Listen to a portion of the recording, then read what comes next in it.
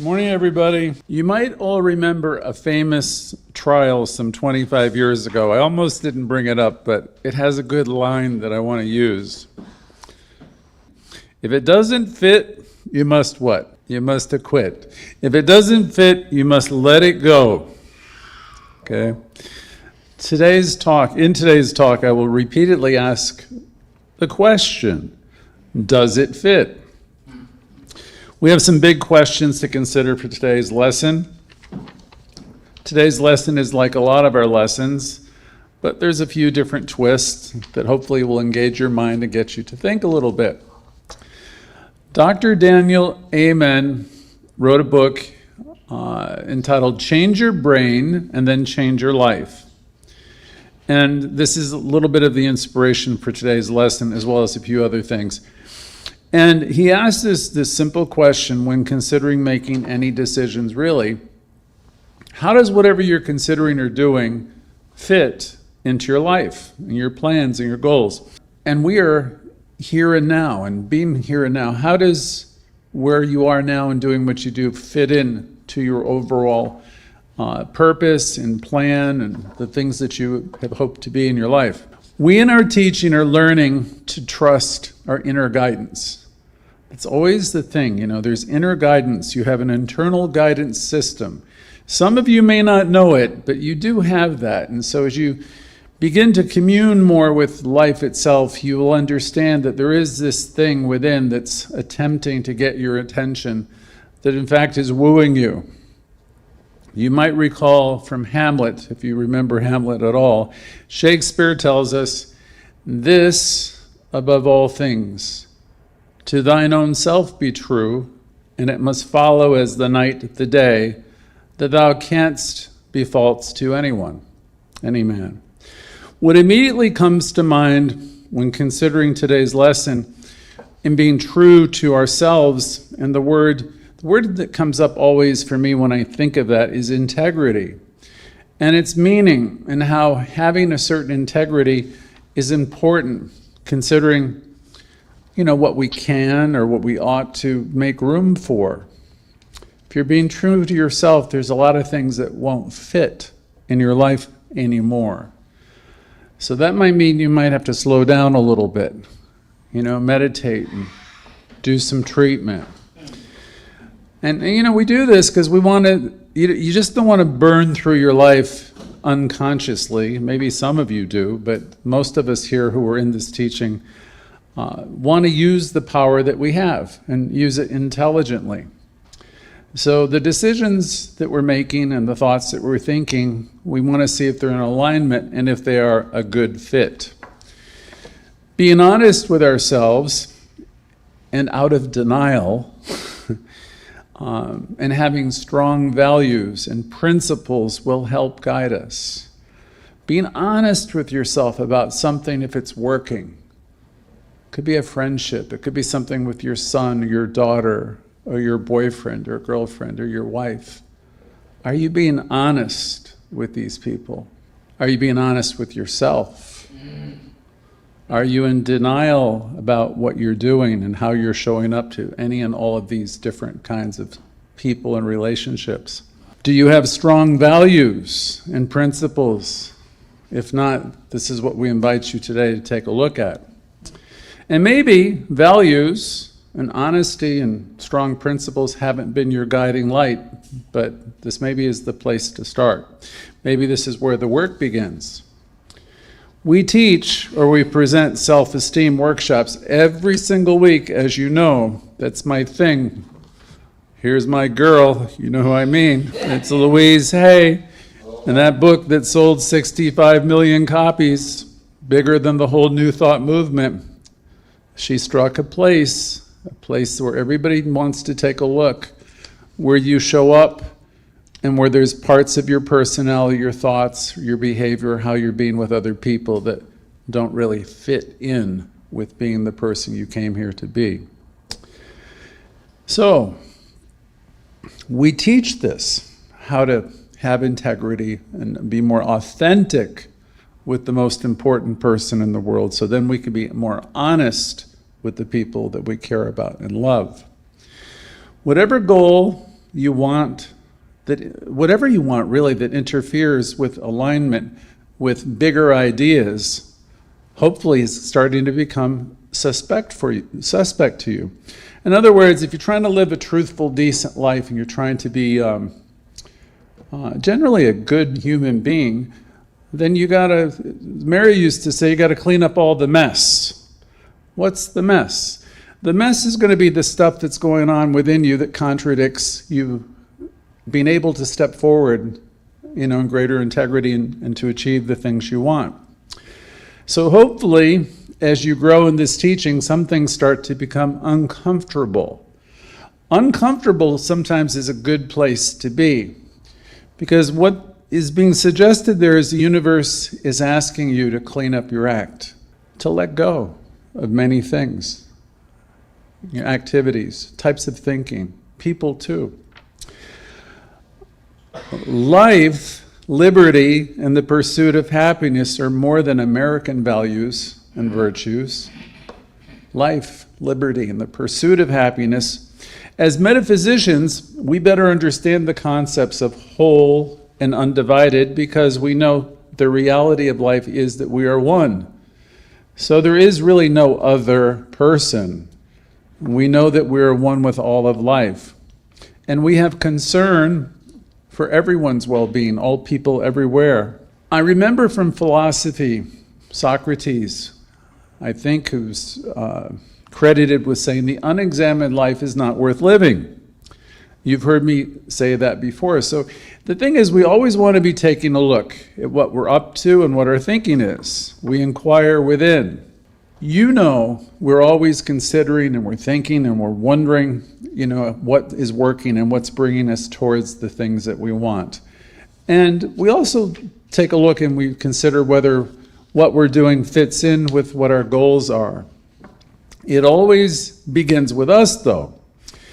I remember from Bill Tolliver in Lauderdale years ago, my teacher, he said, you are the author of your own experience. Nobody's doing anything to you. You are creating your life, your own wonderful life.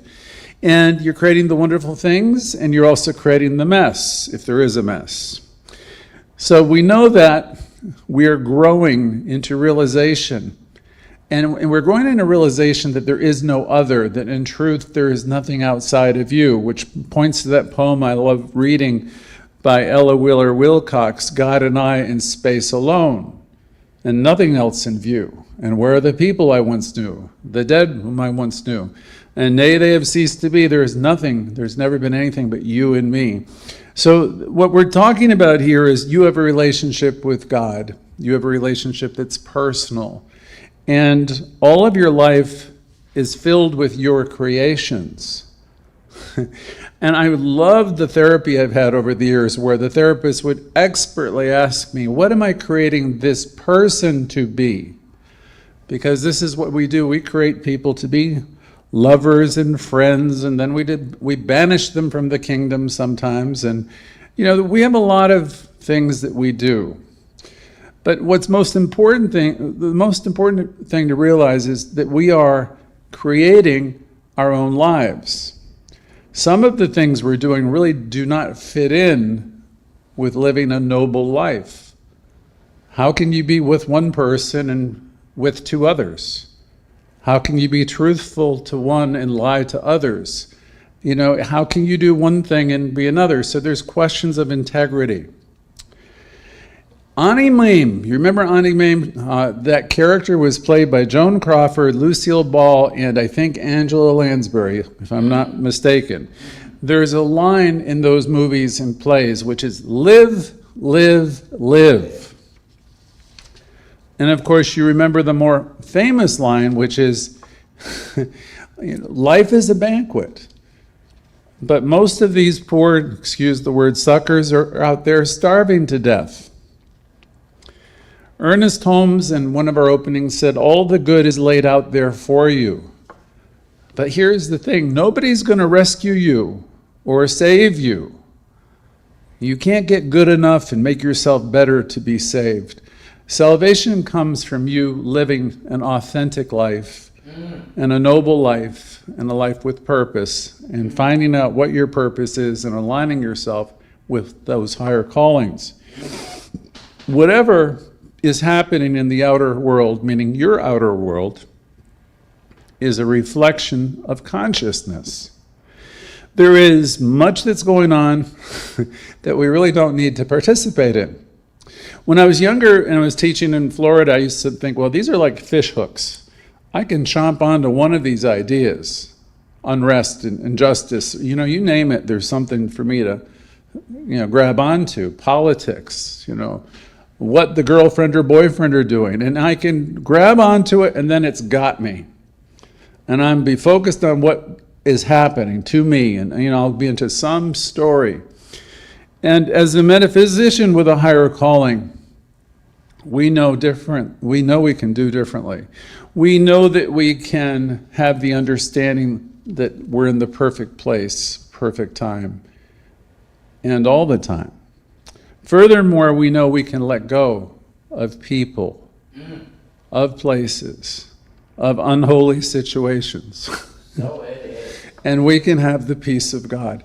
There is a saying from the Course in Miracles and a chant that we sometimes do on Sunday mornings, which is about the peace and the love and the glory. The peace of God, the love of God, the glory of God are yours, and they're available to you now. Whatever is happening in the outer world is a reflection of our consciousness. So many years ago, a brilliant teacher told me, I can simply turn the news off. And that was before cable news was on, where it was on 24 hours a day. I simply can turn it off. I can read a good book. If you want to do TV, you can turn on TED Talks, and usually there's somebody who's astoundingly brilliant giving you a new perspective on life. Those are healthy things to do. We can learn to live the affirmative life that Ernest Holmes talked about, where you realize that, you're here to be a lifter. You're here to lift people up and life up. And you really can release the need to go to the other places of deception and untruths and fear and doubt and worry. There's so much that's going on in the world right now, in particular, that we do not need to participate in. I was thinking of it yesterday. I said, wow, it's kind of like a big test. You can say, oh, I've experienced rejection. I've experienced betrayal. I've experienced people doing all kinds of horrendous things. You could keep on that story. And you could say the world is going to hell in a handbasket. You could do a lot of things, and you can say a lot of things. But the question is, how does that fit in to the person you want to be, the metaphysician you're intending to be, who's here to see the good, know the good, who's here to lift your sights higher, to the wagon that Emerson used to talk about. Hitch your wagon to the stars. When you darn well know that you could, if you wanted to, see peace instead. You can also see perfection. I love different books like The Celestine Prophecy years ago. The one thing I love about the book in particular was the idea that you can look at the long view. You can look at the fact that all these things that seem catastrophes in the moment have, looking back on them, had a place in the evolution and the scheme of things. And that would be true of our own lives too, if you look at the bumpy spots, the spots that have really been kind of rough, where you haven't been very honest or to yourself and others. It's painful places to be. And whatever that divine discontent that's in there operating through you, where you've really not been that person that you want to be, that's happening for you. It isn't about the other person. It's really happening for you, and it's a gift. So we can see perfection. We can see that everything is unfolding in divine right action, and we can know that there's healing activity. We can know and we can see that there is God in action. William Blake, one of my favorite sayings, I can see heaven in a wildflower and eternity in a grain of sand. You have the ability to see that way. Heaven in a wildflower and eternity in a grain of sand. You have the ability to create that way, to see that way, and to live that way. Yes, yes, you can. We're doing important work here. We're doing important work in this teaching, and we can't come down. We refuse to go down. It doesn't matter who comes and goes. You know, we're about the work. We're about seeing life as it truly is and not buying into the lesser ideas. Don Miguel Ruiz, author of a book that I loved, I've heard talk before. I like the book better. But he had a couple of good phrases in the 4 agreements, one of which is learn to become impeccable with your word. Being honest with the people you love. Being honest with the people in your life. Being impeccable, showing up and being that person really. Not being 3 different people to 5 different people, that type of thing. This practice of showing up authentically will pay huge dividends for you over time. Do you ever wonder why some people seem to have everything? They seem to have it all, while other people are struggling. They struggle a lot. I've said it before, and an author I used to be fond of, Stuart Wilde, wrote a book by that very same title, which is Life is Not Meant to Be a Struggle. It doesn't have to be. Emerson wrote years ago, the finite, meaning we humans, the finite alone has wrought and suffered, while the infinite lays back in smiling repose. So we suffer. God doesn't suffer. We suffer because we get caught up in a bunch of nonsense. You know there's a SIN, you know what that stands for, right? Our sins.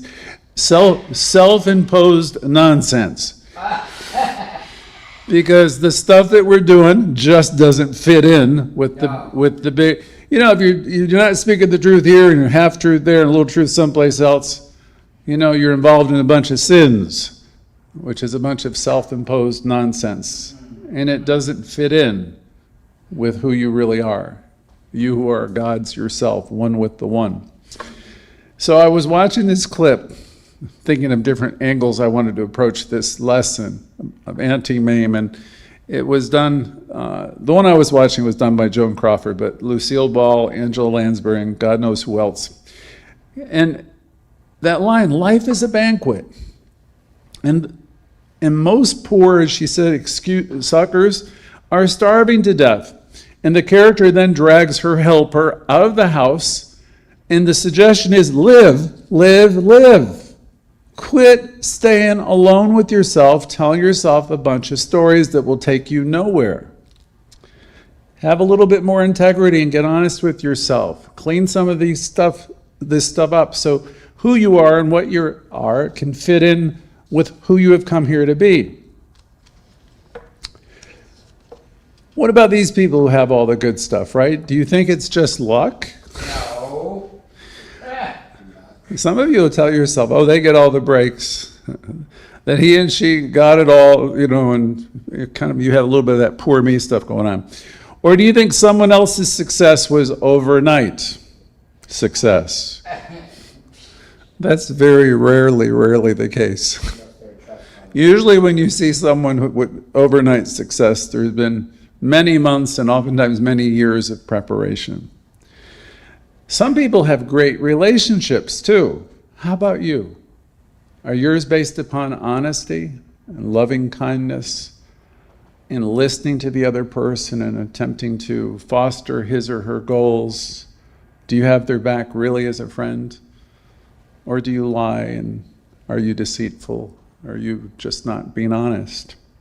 Some people have integrity through the good times, tough times, and all the times. Well, other people are bound to one another in unhealthy ways, bickering and complaining and tearing one another apart. I don't know if you really can call them partnerships. I don't know what you really call it.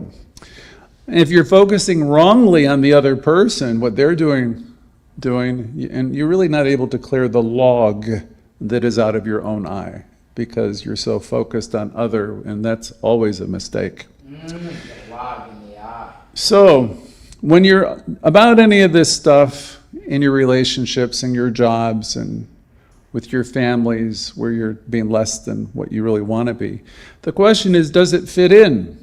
Does it fit in with the good of life that you're here to express? Maybe it's time for you to get honest. Maybe it's your time to release and make room for the truth. Some people are fit also, physically fit at every age. Doesn't matter if you're 8 or you're 80. And they're full of energy and vitality. Why do you suppose? Some people can't maintain a healthy weight at whatever age they are, and they're physically, not fit. And they're feeling like they're dragging through their days. It doesn't have to be that way. Often, people who are successful in any area of their life, loving relationships, honest relationships, and good physical condition are not just lucky, usually. In most cases, it's because they have some clarity about what they want out of life, and they're smart enough to make certain decisions that brings forth integrity so they can live in accord with their own personal goals. If it doesn't fit whatever you're doing, with whoever you're doing, whatever you're doing, maybe it's time to let it go. If the food you're eating is making you expand, maybe it's time to change the food source. Doesn't fit. And then, of course, your clothes don't fit, and then your health is, so the thing is, we're intelligent beings, and the universe is always giving us lots of information. So we want to pay attention to what doesn't fit so we can do the things that we're here to do. And we can learn to do all of this. Louise Hay would say it's all very simple. Is what you're doing in alignment with who you have come here to be? Is your personal integrity and honesty, is it in alignment with who you have come here to be? Are you telling your girlfriend and wife the same story? Are you, I'm just trying to say there's lots of areas that you can take another look and approach things in a different way. It might help to figure out what you want out of life. That could be a good starting point for many people. Our center is involved actively in the Q process, which asks us to meditate and consider on a really big question. The big question, I'm looking at you now, some of you I know pretty well. Who have you come here to be? Can you remember? I see some of you, I know how smart you are. Are you in touch with that? Do you remember who you came here to be? Yes. Would you like to kind of rekindle that fire a little bit and that passion? And you can get really super excited about your life, and you can be full of joy at any age, right? I watched both of my parents. They were pretty young when they were in their 70s because they always had new ideas and they're willing to throw themselves into new projects. Does that sound like you, or do you have more of a retiring, it's too late for me, baby type of thing? Because, one kind of consciousness is going to create one kind of world, and another kind of consciousness is going to create a whole different experience. So our center is involved in this Q process, which asks the question, who have you come here to be? And really, it might be good for some of us to slow down and really think about that, because otherwise your life can seem to get right out from underneath you. You might be a people pleaser. You're trying to please everybody else, and you don't even know what makes you happy. Or you might not have a clue, and you might be in, the second or third half of your life of what you came here for. So maybe it's time to take a look at some of this. Maybe it's time to meditate and think. So many are even still trying to live up to their parents' expectations, believe it or not. And what I love about our teaching and people like Emerson, they invite you to take a look within yourself to figure out what you think to be great and know to be true. So, live, live, live is today's message from the play and the movie Haunting Maine. And the other question to ponder again is, who have you come here to be? If you figure that out, if you can figure out who you've come here to be, then you can see what fits in. Emma goes on to ask us to start defining our life goals a little bit. Because the more you define who you've come here to be, then you'll understand, first of all, you'll get clearer. Once you define what your goals are, you'll get clear as you can. And you'll know with me that order is heaven's first law. Once you get clear, great good will start to flow. The universe needs to have your clear thinking and for you to decide what fits in and what doesn't. Please understand, to get the things you want out of life, you first need clarity about what you want. And I'm going to give you a major hint there that David Amod doesn't know or doesn't talk about. To get the things that you want, here's the hint. Learn to align yourself with what spirit is. Because if all the things that you want are ego-centered, and I want what I want, what I want, that's probably going to just bring in more lessons for you.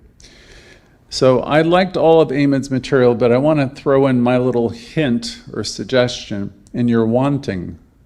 First of all, understand that you already have the keys to the kingdom. You're already one with spirit, one with intelligence, one with all good. So as you align yourself with the attributes of spirit, you're well on your way. But you need to get clear about, do these things that I aspire, I want, the stars that I'm hitching my wagon to, are they, is the way I'm showing up in life aligned with those bigger things? And if not, I want to have the willingness to let go of all these less than good situations that we seem to perpetuate. When we say what we want, your brain, according to Dr. Naaman, will help you align your behavior to help you receive it. Whatever your brain understands, or we may say, whatever we visualize and know to be true, it will start to shape up. On the subjective side of life, things will start showing up according to your belief. For example, if you focus on fearful things all the time coming your way, you know what's going to happen, right? We talk in all of our classes about having that consciousness of fear. It's like you draw it right to you. So I invite you to say, as I say every day of my life, I am supplied and supported. I want you to know that like I know that, and maybe know it better than I know it. I am supplied and supported, and every encounter offers me something as a holy encounter. If you do this, everything starts to shift. Doesn't matter if we're going through COVID or we're going through whatever, you'll sail through in a different way than most people because you are aligning yourself with life and the givingness and the truth of life. If you focus on fear, you're likely to feel anxiety of every kind. If you focus on achieving your goals, big and small, with enthusiasm and passion and purpose, you're much more likely to have them materialize. A couple more points. It's always good to consider, what do I want for myself in different areas? Are you looking to be in a relationship, or do you want your relationship to improve? If so, do you want to have a partner that's encouraging?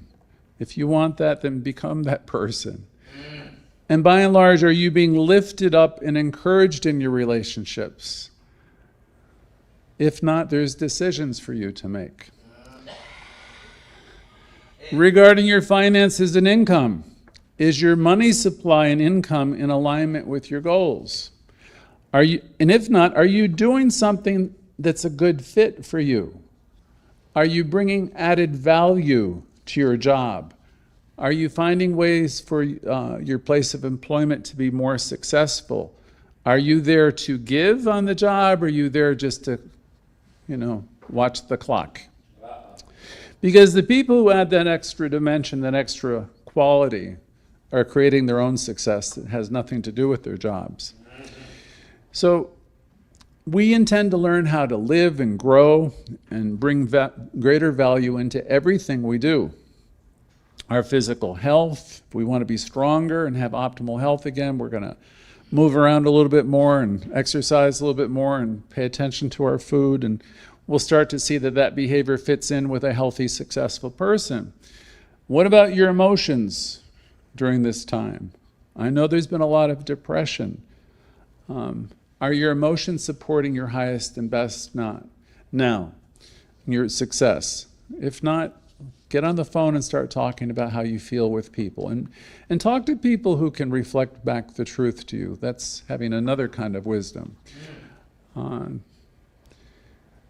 Maybe you might resolve yourself also to listen more and calm yourself down and disengage from arguments.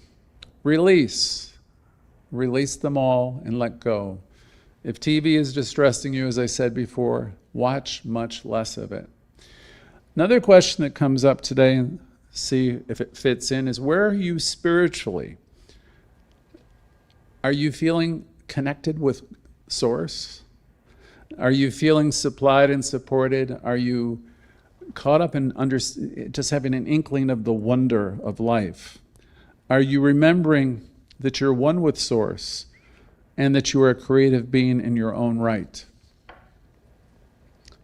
If you can't remember your connection and the wondrous connection you have with life and that you're a co-creator in life, then maybe, possibly you want to slow down. The question I ask you all and myself is, who have you come here to be? Is my connection to Source strong? Am I meditating a little bit? Or am I doing enough affirmative prayer so I'm living the affirmative life? I've become unflappable. I keep seeing the good in things no matter what people are saying. Are you becoming that person? Do you know what makes you happy? What are you paying attention to most of the time? Is it the uplifting stuff? I hope so. Is it the stuff that brings humor into your world? I know some of you are doing that. You send me video clips. What kind of books are you reading? Where are you putting your attention? Does any of this fit in where you intend to go? What do you love to talk about or learn about? What work would I do to be more free? What gives me a jolt of happiness? Do these things that I do fit in? What are my strengths as a partner and a friend? Do they fit in with the person I want to be? Where can I add value or make a difference? How do I believe my life will be measured by my friends, my family, and the universe itself? Was it a life of giving and active participation where you have lived? Does it fit into that scheme? Another great question every Thursday in our Louise Hay class, self-healing class, is, what has it been like being you lately? And I swear that question's so important. Ask yourself daily, monitor your thoughts. Just notice. If you're pretty much enthusiastically being supportive and saying, good job, Greg, good job, whoever, then you're cultivating a relationship with the most important person in your world, which is you. And as your thoughts go higher, you'll find as you love yourself more, you'll be extending that same love to other people. So is that conversation you're having 24/7, is it fitting? Does it fit? Is it congruent with that person I imagine I have come here to be? There's many other examples. If your goal is to be healthy and retire by the time, say, you're 66 or 67 and be financially successful, ask yourself if spending that $8 to $12 every day at Starbucks will get you there. If your goal is to have a loving, supportive relationship with your boyfriend, girlfriend, or wife, ask yourself if you keep saying hurtful things or lying to them about where you are and what you're doing, keeping secrets, how does that fit in Not at all. with your goals? Not at all. One thing I've known in metaphysics for many years is what's known anywhere in the universe is known everywhere. in the universe. We really don't get away with anything. Not at all. All we do is bring lessons to us. We pay for everything in spiritual coin. If your goal is to look and feel your best, ask yourself if drinking alcohol so much every night fits into that equation, how that works. Sorry. So I gave you a bunch of questions to consider. I'm sure there's probably something there for everybody to think about. Is what you're doing, is how you're showing up in any and all of these areas, does any of it fit? And does it bring you towards achieving your goals? Because you can change. You can make changes beginning now. Ask yourself, does it fit? There's one more piece from Steve Maraboli, who suggested the point of power, like Louise Hay, is always in the present moment. So invite yourself with all the power you possess to create a great day today and release the need for critical thinking. Is what you're doing today and thinking today fitting into that idea of being the person you want to be? Your agreement with what is true, your agreement with reality from a spiritual perspective defines your life. You can surrender to what is real and true, which is God, or you can go glorious forth, or you can go solo. And I don't like going solo. You know, there's a whole expression in 12-step programs which is left to my own devices. You know, things don't go well. You know, what I really would rather do is partner with Spirit and let Spirit be my guide. Spirit is always wooing you, Emerson said. So allow yourself to be wooed for the love of God and let Spirit give you the lead. Let inspiration be part of your daily routine. Slow down, meditate, and allow that guidance in. So, in closing, in all these different areas of your life, because I know life is moving forward in each of your lives, in my life too, ask yourself the question about any of these subjects. Does it fit in with you being the person you came here to be? And so it is. So